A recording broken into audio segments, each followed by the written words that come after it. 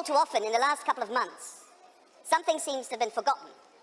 And that is that 751 Europeans have been elected to directly represent citizens from 28 different nations in all their diversities, with all their differences, with all their different outlooks on lives. But you all come together here in this hemicycle to look for majorities to take decisions.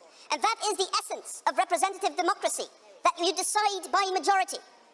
Just as the British people have decided by majority to leave the European Union, that decision needs to be respected. But likewise, those who only shouted here the years they were here in this Parliament should have had more respect for the majority in this Parliament, which decisions are just as legitimised by the voters who went to vote for them. And please, please, I call on all of you now that I have the opportunity to speak to so many of you.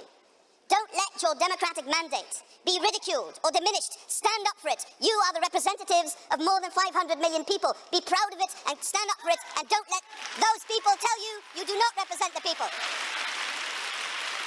And those of you out there who've asked for the head of Jean-Claude Juncker, that is politically weak, morally questionable, intellectually lazy.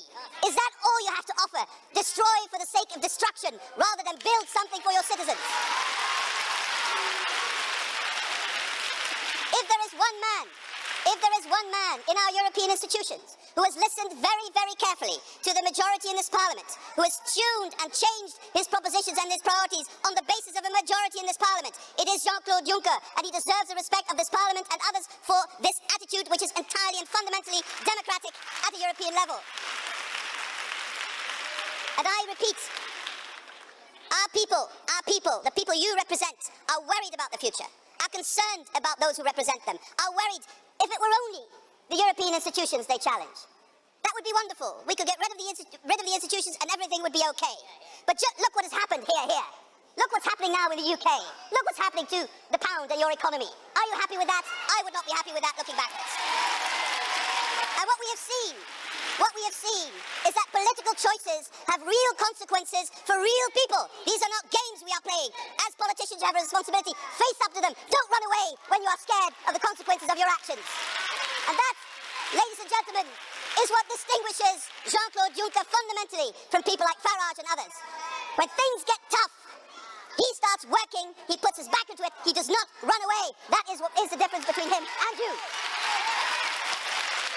So yes, we will focus and reorient our work programme on the basis of what a majority in this Parliament tells us to do. Not on those who, because they are too weak to find majorities in a democratic way, always refer to a mythical people. Let's democracy work. Get the votes. Get the votes. Get the votes. And shouting at me will not make your position stronger. Let me end on this, ladies and gentlemen. Never be intimidated by big mouths. Never be intimidated by insults.